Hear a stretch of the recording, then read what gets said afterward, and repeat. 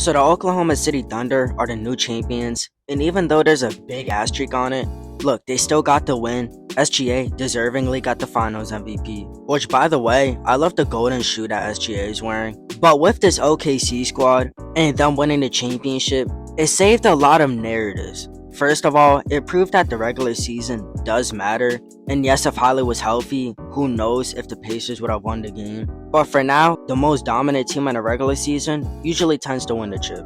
When you talk about this Game 7, that's what you saw, SGA getting to his spots. Andrew Nemhard did the best he can. I thought he did a pretty good job on him. But it's SGA, the way he's able to move into his spots and draw fouls. 12 free throws. Jalen Williams, 20 points. Chet Holmgren just being terrible. Honestly think he had a really bad finals. Offensively, not defensively, he was a great rim protector. But unfortunately, his bad final series is just gonna get completely ignored because he won the chip. Also, Jalen Williams' inconsistencies. Whenever his team loses, he usually tends to have a really bad performance. Sometimes it's confusing because he dropped 40 points one game, then drop a stinker the next game. And then he got the Thunder shooting 3 from 16 from the 3-point arc one game, then making half of their threes the next. Pretty confusing. But let's talk about the asterisk on this finals. I don't think the Thunder, and this might sound crazy, the Thunder did earn this finals, but I don't think they deserved it. Jalen Williams' inconsistencies in his finals had costed them a lot of games, especially Game 3. Chet Holmgren's slow and just awkward offense also really went under the radar. I don't think people really talked about how bad this dude really was offensively in this series. And then you got guys like Lou Dort, who just absolutely stunk it up. And then other role players too, like Cason Wallace, not making any 3-pointers until Game 7. Look, this Thunder team has been dominant the whole season. But in terms of actually deserving the championship, I don't think they did. The Thunder did not look inevitable against this Pacers squad like they did against any other team. And I'm sorry, especially if you're a Thunder fan, but that always put a huge asterisk on this finals. And it seems like the team that did less to win won the championship. It kind of gives me 2015 Warriors vibes, right? Where the most dominant team won the championship. The Warriors had 67 wins in that 2015 season. One against the injured Cavs, 1-6. But let's be honest here. We all know that Cavs team wins if Kyrie and Kevin Love aren't injured. Or it's at least a very competitive series. You kind of saw the same thing in Game 7, where Holly gets injured. That's the biggest asterisk in NBA history. Now looking at the Thunder championship, and just the parade and everything like that, I thought it was very cool. Look, I like this Thunder team. I would not mind if they repeated at all. I remember Jalen Williams being my favorite rookie during that 2023 season. I remember watching SGA and the Clippers.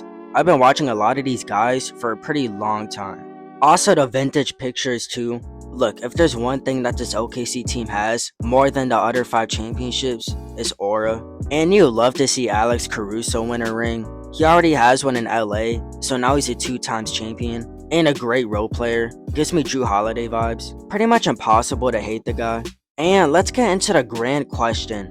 I think any Thunder fan is asking themselves a little too soon. Are they gonna repeat? Now look, the Thunder literally put themselves in the perfect position for repeating. But there's one big problem. Paying their players.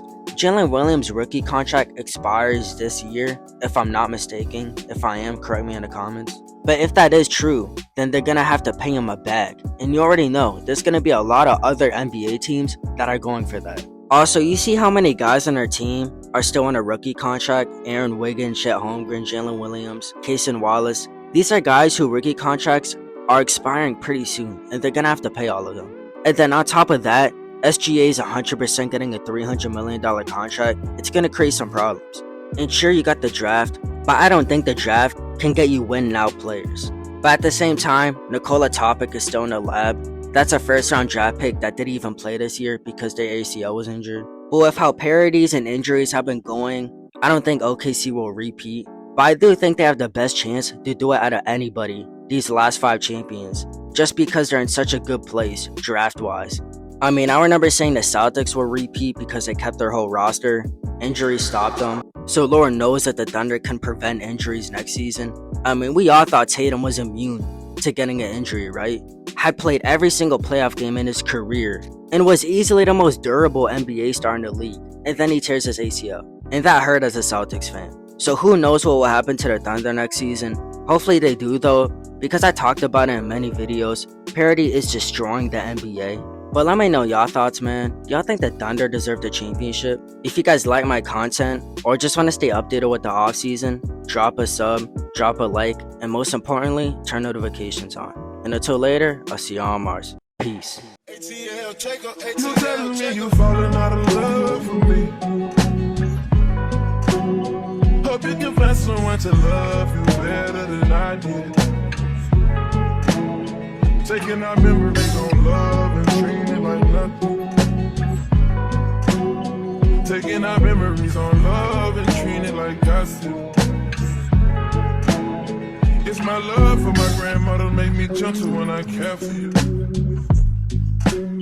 Tell me you're falling out of love, breaking my heart in two. I just don't wanna lay in bed.